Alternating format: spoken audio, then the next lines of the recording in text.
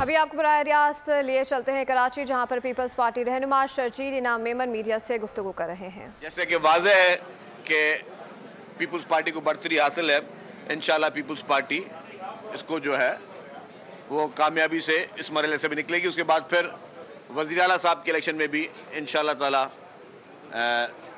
Chief minister के लिए सैयद मुराद अली शाह साहब की इलेक्शन वो अमल में आएगी। इस वक्त असम्बली में जिस तरह सिंध की आवाम ने भरपूर तरीके से पाकिस्तान पीपल्स पार्टी को एक क्लियर मैंडेट दिया है और एक भारी अक्सरियत पीपल्स पार्टी को दी है, तो पीपल्स पार्टी की तरफ से भी हम समझते हैं कि हम उस आवाम के ना सिर्फ के हम शुक्रगुजार हैं, लेकिन आवाम का एक कर्जा है जो कि इन तमाम मेंबरान के कंधों पर है। और उसी के लिए जिस तरह कल चेयरमैन बिलावल भुट्टो ज़रदारी साहब ने कहा था अपने खिताब में कि हर मेंबर की ये जिम्मेदारी है कि ना सिर्फ कि हमें उस आवाम ने जिसने ऐवानों में भेजा है उनके जो भी मसाइल हैं, उनके जो भी इश्यूज़ हैं उसको हल करें, पर उसके साथ साथ चेयरमैन साहब ने कहा था कि जितने भी अपोजिशन के मेंबरान हैं, चाहे वो असेंबलियों में मौजूद हैं या वो असेंबलियों में मौजूद नहीं हैं, उन सब से हम डायलॉग करें और अगले 5 साल हमारी कोशिश ये होगी कि हम अफाम व तफहीम के साथ इस सूबे को आगे लेकर चलें। क्योंकि हम ये नहीं कहते कि जो इलेक्शन में हमारे नारे अलग हों, इलेक्शन के बाद हमारी सोच अलग हो। जो मंशूर चेयरमैन बिलावल भुट्टो ज़रदारी साहब ने इलेक्शन में दिया था, जिसमें उन्होंने कहा था कि जी चुनो नई सोच को, और उस सोच का मकसद ये था कि अफाम व तफहीम के साथ हम चलें। ये था कि जी जो पॉलिटिकल पार्टी थी हमारे राइवल ज़रूर है, ये हमारी खुदा न खासा दुश्मनियाँ नहीं है कि हम उनको दुश्मनों की तरह ट्रीट करें। और अगर आप वैसे भी जब साहिब इक़्तिदार होते हो तो आप पे जिम्मेदारी वैसे भी होती है, बट उसके अलावा भी जो पार्टी की लीडरशिप की पॉलिसी वो यही है कि सारी पॉलिटिकल पार्टीज़ को एक पेज पर ले आएँ। क्योंकि इस वक्त जो इशू है वो है मुल्क के मसाइल। मुल्क के मसाइल क्या हैं? इस वक्त मुल्क एक संगीन मसाइल से दो चार है। इस वक्त इकोनॉमिकल क्राइसिस मुल्क में मौजूद है। पॉलिटिकल अनस्टेबिलिटी के लिए भी कुछ शरपसंद लोग चाह रहे हैं कि मुल्क में वो भी चीज़ शुरुआत हो, उसको हमें हर सूरत में रोकना है। आपकी नज़र से ये भी गुजरा होगा जिस तरह एक पॉलिटिकल पार्टी ने चंद दिन पहले ये फैसला किया है कि वो IMF को एक ख़त लिखने जा रहे हैं। अगर मैं अपनी ज़ाती राय दूं तो मेरे हिसाब से मैं किसी भी पॉलिटिकल पार्टी को खिलाफ कोई सर्टिफिकेट देने के खिलाफ होता हूं कि कोई कहे जी कि ये वफादार है, ये गद्दार है, ये नहीं है कोई ऐसी सोच, मेरी भी नहीं, ना मेरी पार्टी की है। लेकिन IMF को ख़त लिखने का मकसद ये है, मैं समझता हूं कि 9 मई को जो हुआ वो बहुत छोटी सी चीज़ थी। जो 9 मई को हुआ है वो एक बहुत छोटी सी चीज़ है। क्योंकि इस खत का मकसद क्या है? खत का मकसद उस जमात का यह है कि या तो हमें इक़्तिदार मिले या तो हमें मैंडेट ज़बरदस्ती दिया जाए। और वो जमात कह रही है जो खुद 2018 के मैंडेट की बेनिफिशरी रही है, 2018 की तारीखी रिगिंग की बेनिफिशरी रही है। वो जमात ये कह रही है कि या तो हमें IMF इंश्योर करे कि हमें वो मैंडेट मिला जाए, वरना जो है IMF पाकिस्तान की इमदाद या जो भी एग्रीमेंट्स है वो रोक दे। तो दो चीज़ें, पहली बात ये कि क्या हमें अपने अंदरूनी मसाइल के लिए किसी गैर मुल्क को या उसकी किसी कंपनी को या किसी फर्म को या किसी इदारे को ये कहना चाहिए कि आप हमारे अंदरूनी मसाइल में इंटरफेरेंस करें? क्या ये हम पे सही है? और ये वो जमात कह रही है जो कहती थी कि जी हम किसी के गुलाम नहीं है, बैरूनी मुदाखलत नामंजूर। तो वही जमात आज बैरून मुल्कों को मिन्नतें कर रही है कि आप पाकिस्तान को, पूरी कौम को ब्लैकमेल करें कि या तो उनको मैंडेट दे दे, वरना तो जो है वो पाकिस्तान की इमदाद रोक दी जाए। दूसरी बात, सबसे छोटी बात, इलेक्शन एक बहुत छोटी सी चीज़ है। 5 साल आना नहीं आना, 5 साल में गवर्नमेंट रहना नहीं रहना, बहुत छोटी सी चीज़ है। लेकिन अगर आपने IMF को लिखा, हालांकि मुझे पता है कि उसके इंशाल्लाह ताला होगा कुछ भी नहीं, लेकिन खुदा ना खास्ता अगर IMF आपकी ये बात मान लेती है, जो कि नहीं होगा, मैं फिर भी कह रहा हूँ खुदा ना खास्ता, लेकिन तो उसके असरात क्या होंगे? उसके असरात ये होंगे जो लाखों, तो खुदा न खासा इमदाद बंद हो जाएगी, और अगर इमदाद बंद हुई तो जो लाखों अफराद जो नौकरी पेशा हैं, जो सरकार की नौकरियां भी कर रहे हैं, जो बाकी जगहों पर भी काम कर रहे हैं, उनकी तनख्वाहें बंद हो जाएंगी।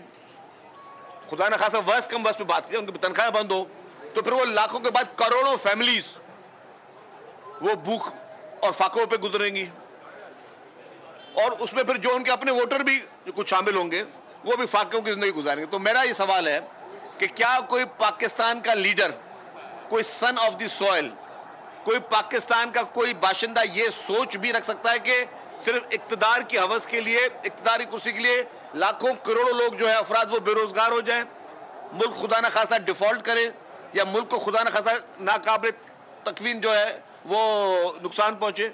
ये कोई भी पॉलिटिकल सोच नहीं हो सकती, ये कोई भी मुहिब वतन बंदा नहीं कर सकता। और मैंने कहा कि मैं खिलाफ हूं किसी को ये सर्टिफिकेट देने के लिए कि कोई मुहिब वतन है या नहीं है, लेकिन ये मुहिब वतनी नहीं है। 9 मई को आपने पाकिस्तान के चंद इदारों को, पाकिस्तान की सलामती के इदारों को, पाकिस्तान की इमलाक को नुकसान पहुंचाया।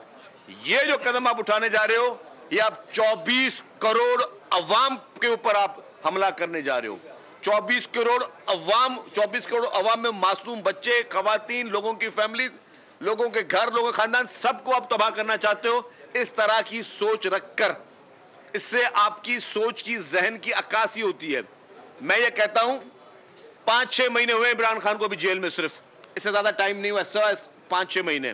5-6 महीने में एक शख्स अगर जेल में तो उसकी ये सोच होगी, यार मैं कहता हूं सलाम पेश करें आप मोहतरम आसिफ अली जरदारी साहब को, जो 11 साल जेल में रहे, कभी उन्होंने इस तरह की बात नहीं की।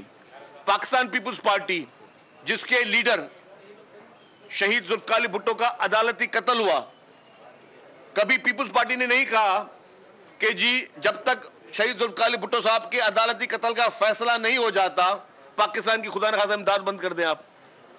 पाकिस्तान पीपुल्स पार्टी ने कभी नहीं कहा कि जब तक हमारी कायद मोहतरमा बेनजीर भुट्टो शहीद के कातिल गिरफ्तार नहीं होते तब तक पाकिस्तान की इमदाद बंद की जाए। कुर्बानियां तो जान के नजराने इन लोगों ने दिए।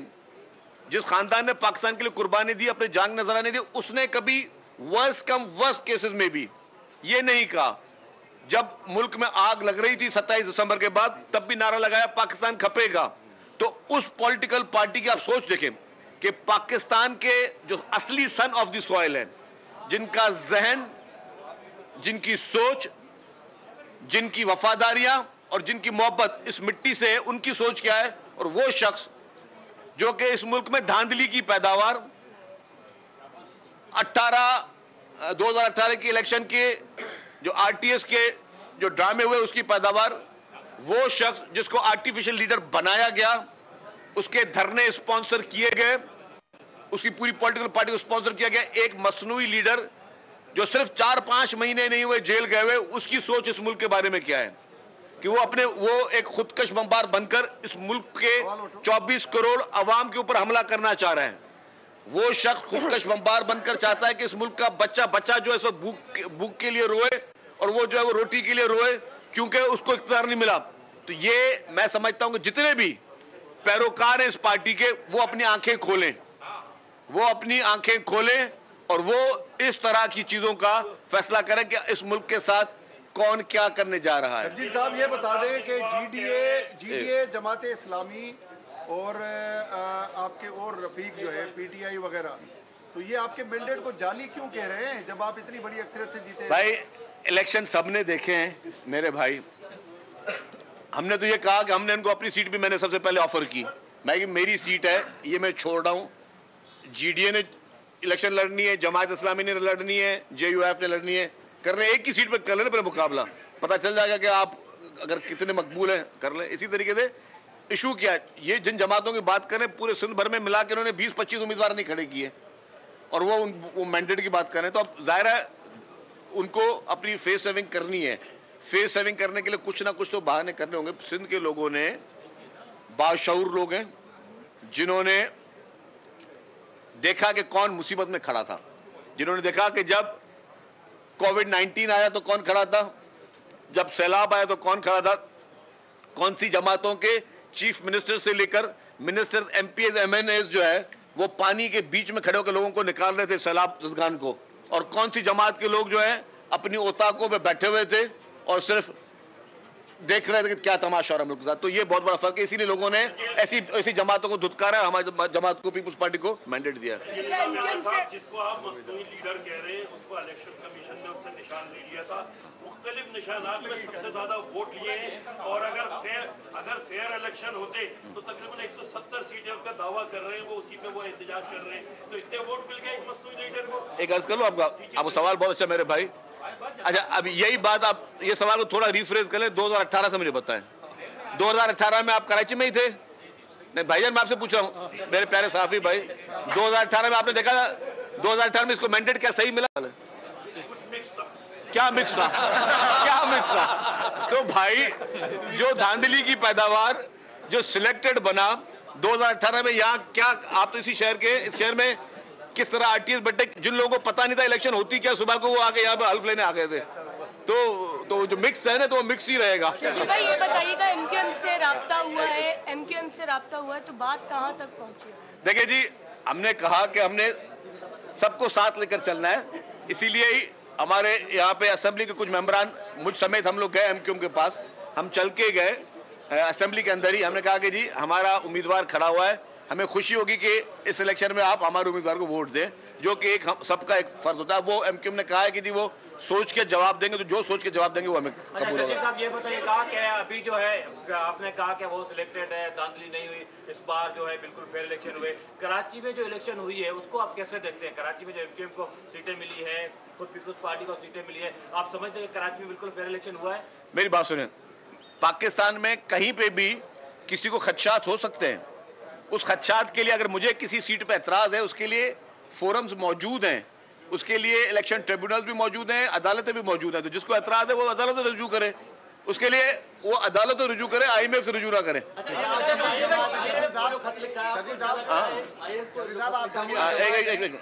लिखा गया है, आपको क्या लगता है कि इस पर कुछ होगा?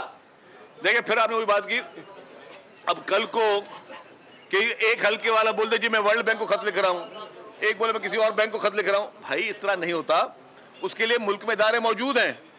खान साहब जब 2018 का डाके वाला मैंडेट लेकर आए थे, तब जो है क्यों नहीं हुआ? और आज आपके GDO की वाली बात भी आपने की, आम इंतखाबात में सिंध में एक इत्तेहाद बना था जिसमें मुत्तहिदा कौमी मूवमेंट, मुस्लिम लीग नवाज, जमायत उलमा इस्लाम और GDA सब शामिल थे।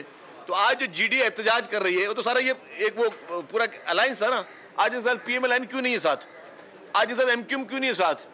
तो जो ये अलायंस था, जिन्होंने फैसला ये किया था कि पीपल्स पार्टी के खिलाफ मिलकर इलेक्शन लड़नी है, तो ये आज ये आधे क्यों हो गए भाई? ये तो यही चीज़ अक्कासी कर दी। अक्सरियत मिली है, हम आवाम के शुक्रगुजार हैं और साथ ही साथ आवाम के मरकूज़ भी हैं, ऐसा कहना था शर्जील इमाम मेमन का, जो अब से कुछ देर पहले मीडिया से गुफ्तगू कर रहे थे। उन्होंने कहा कि अगले 5 साल हमारी कोशिश है कि हम अफाम और तफहीम के साथ चलें। सब्सक्राइब करें और बेल दबाएं ताकि कोई खबर रह न जाए।